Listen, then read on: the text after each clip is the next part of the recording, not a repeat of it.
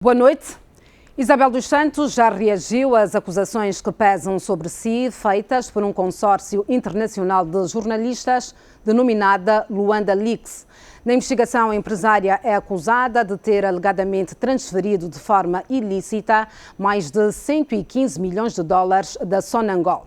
Na entrevista concedida à BBC África, Isabel diz que todos vão ficar a perder.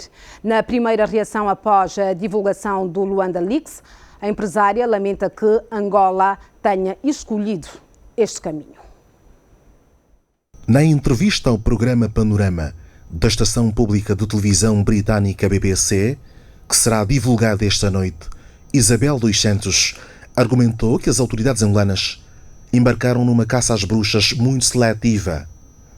A empresária lamenta que Angola tenha escolhido este caminho e sublinha que todos têm muito a perder.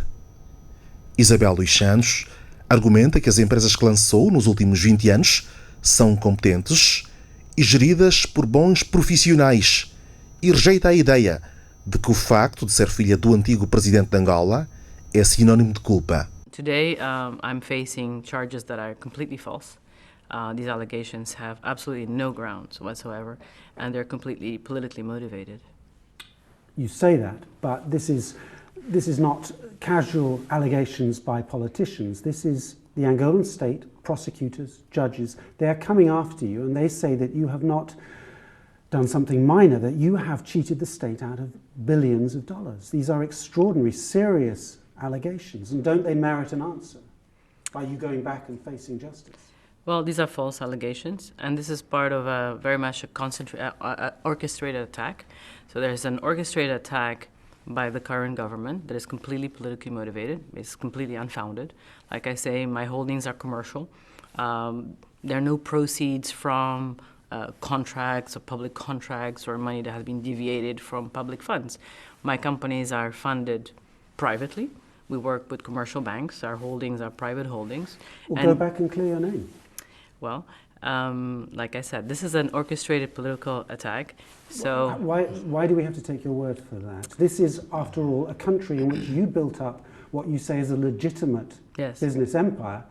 Are we supposed to believe that overnight, suddenly, when your father moves out of power, suddenly it's a banana republic that can't be trusted to Well, I didn't use that word. I said, you're the one using that word. What I said clearly is that this is political persecution. A investigação, que deu origem ao Luanda Leaks, começa a ter consequências a nível mundial. O nome de Isabel dos Santos foi riscado da lista de intervenientes do Fórum Económico Mundial de Davos, na Suíça, e que vai contar com a presença de 50 chefes de Estado e cerca de 2.800 participantes. Já a consultora PricewaterhouseCoopers, PwC, confirmou ter cessado os contratos de serviços a empresas controladas por Isabel dos Santos, na sequência da publicação de notícias que revelam transações suspeitas e esquemas alegadamente fraudulentos. Luanda Leaks é o nome da investigação, cujo alvo central são os negócios e a fortuna de Isabel dos Santos, que conta com envolvimento de 120 jornalistas de várias partes do mundo e que terão consultado mais de 700 mil documentos. Os dados indicam que a investigação já dura há mais de 1 ano e meio. Luanda Leaks é o nome dado à fuga de documentos confidenciais analisados pelo Consórcio Internacional dos Jornalistas de Investigação. Os ficheiros detalham o funcionamento interno de cerca de 400 empresas e filiais criadas desde 1992 e espalhadas por 41 países, onde Isabel dos Santos e Sindica Ndokolo têm negócios. São, no total, mais de 715 mil ficheiros que revelam esquemas financeiros suspeitos dos negócios de Isabel dos Santos e do seu marido Sindica Ndokolo, trocas de e-mails com todo tipo de documentos em anexo provenientes de contas de e-mail de funcionários da Fidequit, uma das sociedades do casal, sediada em Portugal, e de outras várias empresas ou prestadores de serviços. Os Luanda Leaks permitem esclarecer o papel de todos estes intervenientes que questionaram muito pouco o controle que a família dos Santos exerceu sobre a economia angolana, os montantes astronómicos das transações financeiras ou imobiliárias e muito menos sobre a origem da fortuna do casal. Em entrevista à RFI, Sindika Ndokolo defende-se e fala em perseguição política. O empresário congolês aponta o dedo ao presidente João Lourenço, ao antigo vice-presidente Manuel Vicente e afirma que o braço armado deste complô é Rui Pinto, o hacker português, autor do Football Leaks e acusado pela justiça portuguesa de 90 crimes. Os Luanda Leaks vão, sem dúvida, dar argumentos aos inimigos de uma das famílias mais ricas e protegidas de África. Várias ações da iniciativa do governo angolano estão atualmente em curso, em Angola e noutros países ocidentais. E Isabel dos Santos acusa os autores da investigação de racismo e preconceito. A empresária afirmou que a investigação do Consórcio Internacional de Jornalistas sobre o seu império financeiro e económico baseia-se em documentos e informações falsas. Numa longa série de publicações, a empresária acusa os autores da investigação de racismo e preconceito. Garante que se basearam em documentos e informações falsos e que tudo não passa de um ataque político coordenado com o governo de Angola. O consórcio de jornalistas recebeu fuga de informação das autoridades angolanas, escreveu Isabel dos Santos no Twitter, acrescentando ser um ataque político em coordenação com o governo angolano. Noutro texto, a empresária pergunta: 715 mil documentos lidos? Quem acredita nisso? E acrescenta: falam de esquema e pedem para ler 715 mil documentos? É preciso 715 mil documentos para provar um esquema? Exagero. Pura invencionice. Pois no fim, não dizem nada. Não fiz desaparecer 115 milhões da Sonangol. Isso é mentira. A SIC e o Expresso estão a mentir. Sabem muito bem que houve um contrato de consultoria do projeto de reestruturação da Sonangol e que foi feito o trabalho. Lê-se numa das publicações de Isabel dos Santos. A empresária está envolvida numa batalha legal com a justiça angolana. No final do ano passado, Isabel dos Santos viu ser-lhe decretado o arresto preventivo de contas bancárias e de empresas em que participa, sob suspeita de ter lesado o Estado angolano em mais de 1.000 milhões de euros. O economista Carlos Rosado de Carvalho está comigo em estúdio para analisar a investigação à fortuna de Isabel dos Santos, agora da Pública. Carlos, pelo que sei, é o único jornalista angolano neste consórcio. Estamos, de facto, perante uma investigação jornalística? Estamos, sem dúvida. Como é que esta investigação começa? O Consórcio Internacional de Jornalistas de Investigação é uma organização que está sediada nos Estados Unidos e que promove o jornalismo de investigação. E promove através de uma equipa própria e também através de uma rede de jornalistas de investigação que há por todo o mundo. Eu não faço parte dessa rede, eu fui convidado apenas para participar neste Luanda Leaks. E o que é que acontece? Há uma fuga de informação de documentos relacionados com os negócios de Isabel dos Santos. Isabel dos Santos acusa os jornalistas de terem sido usados pelo governo angolano. Foi usado? Não, o que acontece é que esta fuga é depois entregue a uma plataforma sediada em França que justamente visa proteger denunciantes em África. O que é que acontece? Imagine que eu tenho, ou que nós temos acesso a documentos, por exemplo, do governo. Se nós corremos o risco de sofrer represálias se formos nós a divulgar. E, portanto, essa plataforma serve justamente para proteger quem teve acesso à informação. E como essa plataforma conhece a Associação ao Consórcio de Jornalistas de Investigação entregou estes 715 mil documentos ao consórcio. O consórcio, como eu disse, tem uma equipa própria e depois há 120 jornalistas a nível mundial, do qual eu faço parte. E, portanto, são 120 jornalistas de mais de 20 países e de 36 órgãos de comunicação social. Eu, por exemplo, agora, eu participei nesta investigação como freelance, como jornalista independente, que sou atualmente. E, portanto, é preciso ter uma ideia, quer dizer, então há 120 jornalistas que foram comprados pelo governo angolano. Eu, enfim, estou habituado porque Isabel dos Santos já disse que eu candidatava por causa de um artigo que o Expansão publicou, disse que eu era o maior mentiroso de Angola. Mas, e, portanto, Isabel dos Santos questiona se estes jornalistas terão lido os mais de 700 documentos. Faz sentido? Mas achas que eu li 715 mil documentos? Que é óbvio que eu não li. Eu precisava portanto, se nós estamos a falar de 700 mil documentos, eu precisava, para ser, eu precisava de 2 anos só para ler os 700 mil documentos. Não, o que é que acontece? Eu recebo os 715 mil documentos. O que é que uma pessoa faz? Em função do país em que vive, tem uma linha de investigação que pretende. Aquilo funciona um bocado como o Google, a base de dados. Eu, por exemplo, escrevo Unitel lá.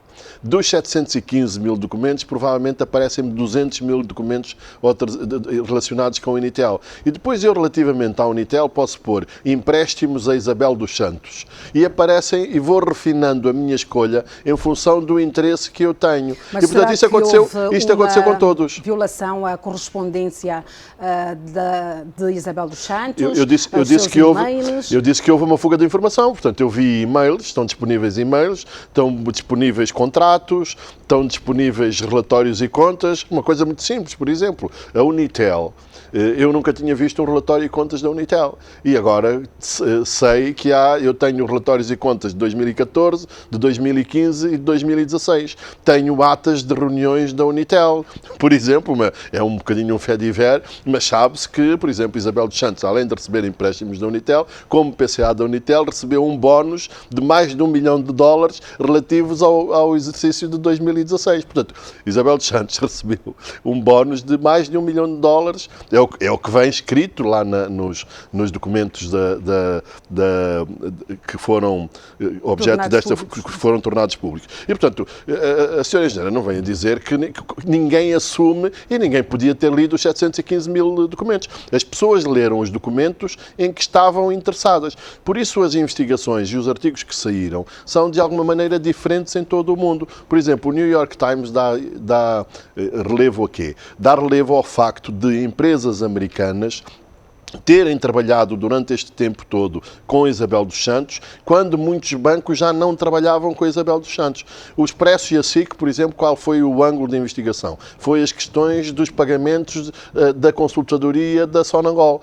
E, portanto, há vários ângulos de pegar e não passa pela cabeça de ninguém que para fazer uma investigação... Mas porquê só agora tornar esta investigação pública?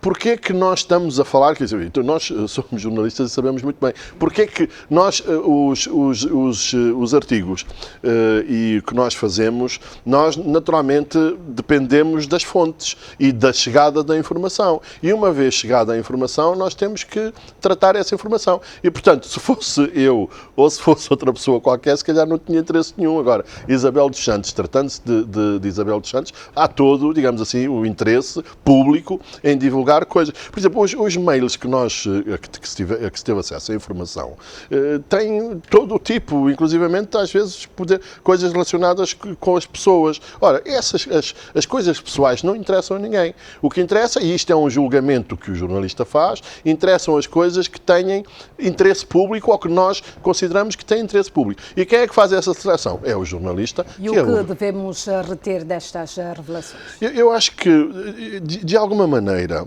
aquilo que é revelado pelo Luanda Leaks são coisas que já eram conhecidas, não é? Já há muito tempo que se falava que o império construído por Isabel dos Santos foi um império construído com base em relações preferenciais com o Estado, provavelmente por ser filha de quem era, beneficiando de financiamentos do Estado ou de empresas do Estado, beneficiando de adjudicações diretas.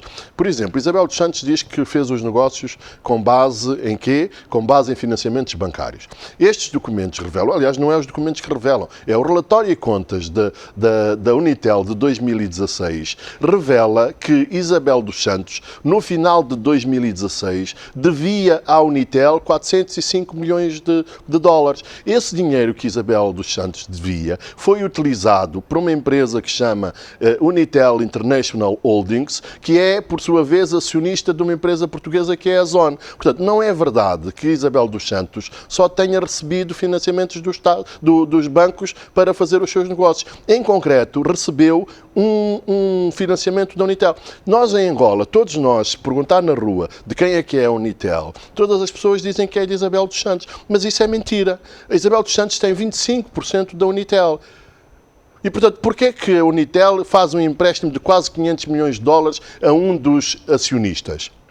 Quando Isabel dos Santos até tem dinheiro a receber. Porque é o seguinte, Isabel dos Santos tem, por um lado, financiamentos da Unitel para investir em telecomunicações, supostamente um setor onde a própria Unitel tinha interesses, que usa o nome da Unitel. Por exemplo, Isabel dos Santos tem uma operadora móvel em Cabo Verde, tem uma operadora móvel em São Tomé. Ambas têm nomes relacionados com a Unitel, mas não têm rigorosamente nada a ver com a Unitel. E, portanto, o que é que acontece?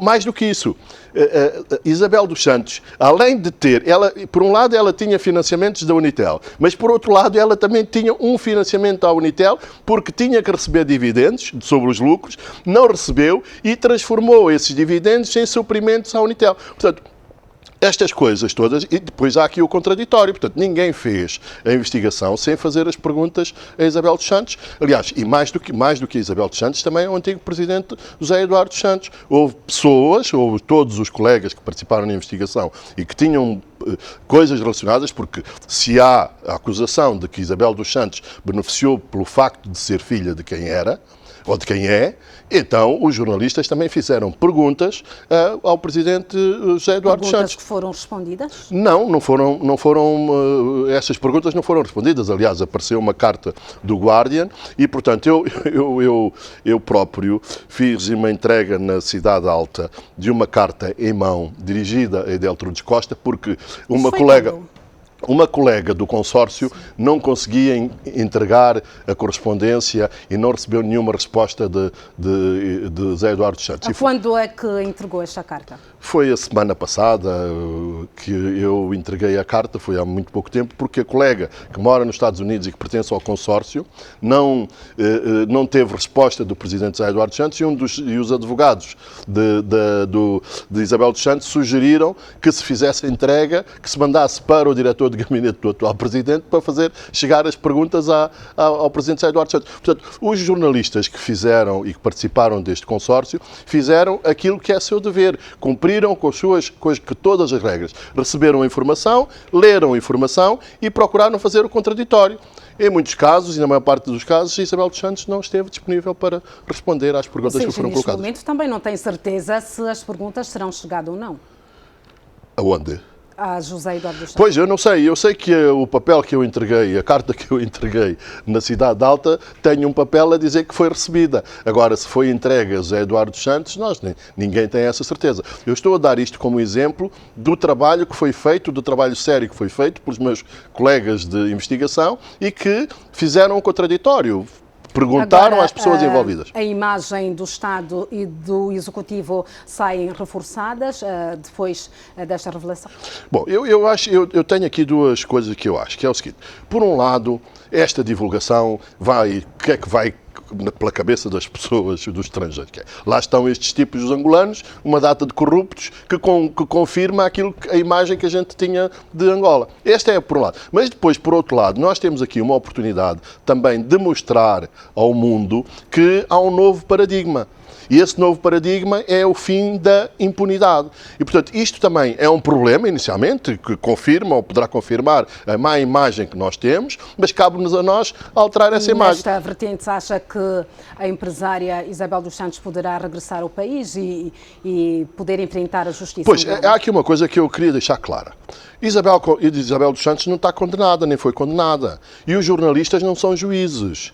Os jornalistas fazem a sua investigação jornalística. Quem tem que julgar Isabel dos Santos, se houver lugar a algum julgamento, são os tribunais. Portanto, nós jornalistas não julgamos ninguém, nem Isabel dos Santos está condenada. Isabel dos Santos só está condenada, se for condenada, se for julgada por um tribunal e se a sentença transitar em julgado. Os jornalistas fizeram o seu trabalho, tiveram acesso a documentos e divulgaram informação que consideram de relevância de interesse público. E a PGR está em condições de levar à frente este processo? Bom, sabe que algumas das pistas lançadas pelo Luanda Leaks são conhecidas. Por exemplo, esta questão dos dinheiros que foram pagos através do Dubai, tanto quanto se sabe, foi objeto de uma queixa apresentada por Carlos Saturnino junto da Procuradoria-Geral da República. Aliás, de acordo com o Procurador-Geral, o que é que acontece? Esta queixa terá dado lugar a uma intimação a Isabel dos Santos. Isabel dos Santos terá recebido a intimação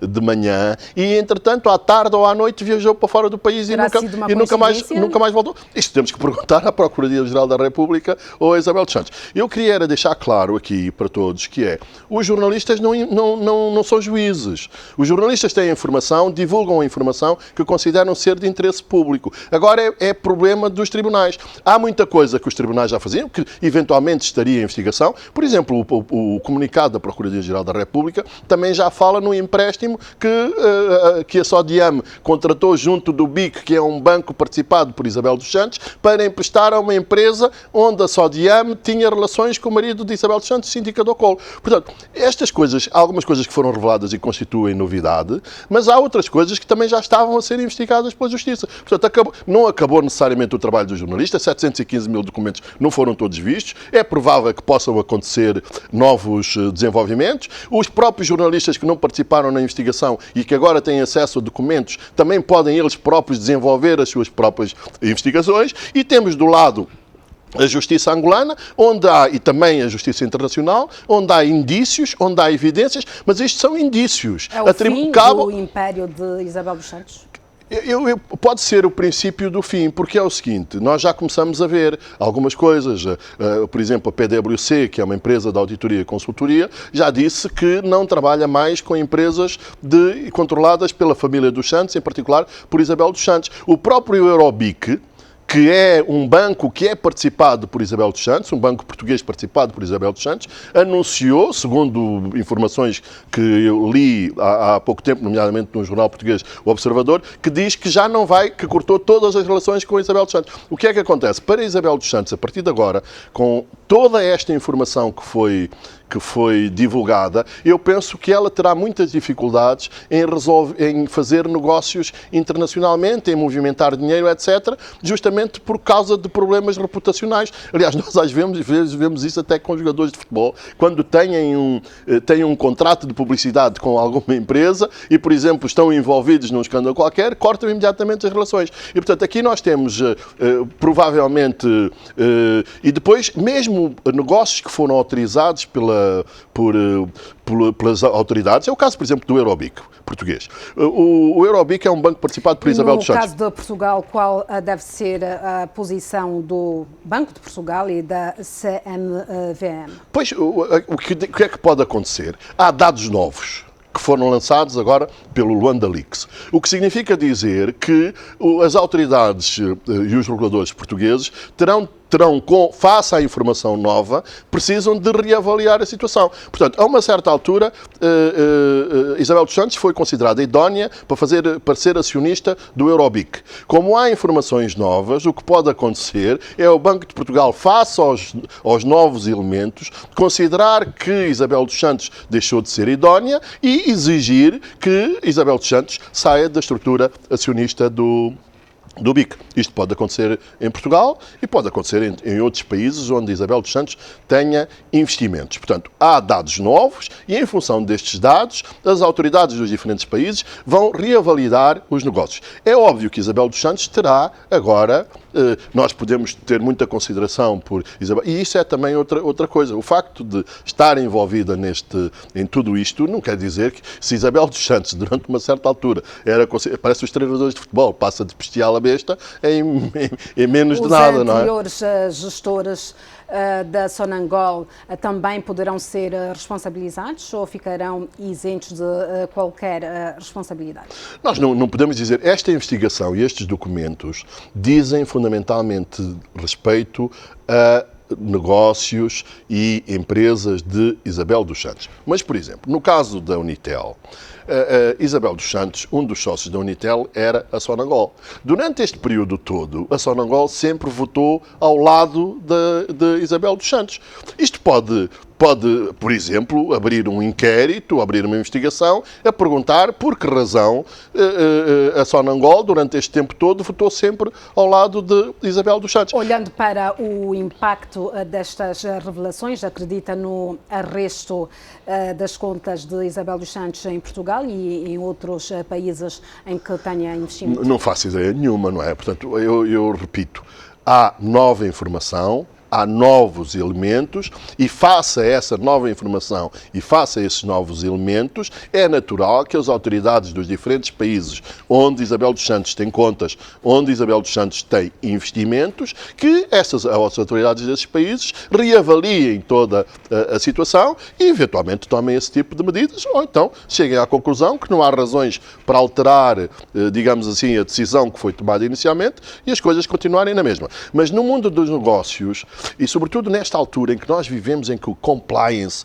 o cumprimento de regras é muito importante, isto é, digamos assim, no mínimo, um mau cartão de visita para Isabel dos Santos. Como o Banco Nacional de Angola também terá cumprido as suas regras internas, neste caso, olhando também para o caso dos 500 milhões de dólares agora em julho. Há aqui uma coisa que é o seguinte, tanto quanto se sabe, Isabel dos Santos não tinha receitas em dólares, não é? As empresas de Isabel dos Santos, que se saiba, eram empresas que tinham receitas em kwanzas. Ora, Isabel dos Santos investiu lá fora, transferindo dinheiro a partir de Angola. Em Angola não há liberdade de movimento de capitais. Em Angola, se nós quisermos tirar algum dinheiro de Angola, e sobretudo para investir no estrangeiro, nós temos que ter uma autorização do Banco Nacional de Angola. E, portanto, tem que se ver, também junto do Banco Nacional de Angola, em que circunstâncias é que... Por exemplo, o empréstimo que eu estou a dizer que a Unitel fez a Isabel dos Santos é um empréstimo em dólares e em euros. Que se saiba, a Unitel não tem receitas em dólares e euros. Portanto, onde é que arranjou os dólares e euros para emprestar à engenheira Isabel dos Santos? E que depois, supostamente, emprestou cá e foram transferidos para o estrangeiro. Portanto, às vezes nos processos... autorização de processos bancários, a empresária Isabel dos Santos vem noticiado neste processo, terá feito também a transferência de 57,4 milhões de dólares da conta da Sonangol, do Eurobic, um dia depois do seu afastamento da empresa Sonangol. Teria poderes ainda para o fazê-lo? É uma transferência considerada... Pois, enfim, a investigação que foi feita, supostamente, se uma pessoa é demitida de uma empresa, depois de ser demitida, mesmo que não haja formalmente o papel, o documento que a demite, por uma questão ética, não devia de assinar nem autorizar novas transferências. Portanto, a confirmar-se, a ser verdade o que diz a investigação e o que conclui a investigação, isto é uma coisa naturalmente de natureza ilegal. Aliás, terá sido isso que motivou uma queixa de Carlos Saturnino na Procuradoria-Geral da República contra Isabel dos Santos. Agora é o seguinte, os jornalistas já fizeram o seu trabalho e eventualmente vão fazer mais seguindo outras pistas. Agora é a vez e a voz da Justiça que tem que confirmar ou infirmar aquilo que os jornalistas disseram. Há indícios, há evidências, mas os jornalistas não são juízes. Os jornalistas nem têm sequer poder de investigação como tem a polícia, como tem a Procuradoria-Geral da República. agora é pública. E, portanto, agora há esta informação nova e a Procuradoria tem que investigar e, em função dessas investigações, nós logo saberemos se fica só Isabel dos Santos, que venham os antigos dirigentes da Sonangol, que vamos até nós parar. Isso só a Justiça é que pode dizer em função dos elementos que existem. Carlos Rosado, vamos ao intervalo. Voltarei a ti mais daqui a pouco para analisarmos matérias económicas que marcam o país.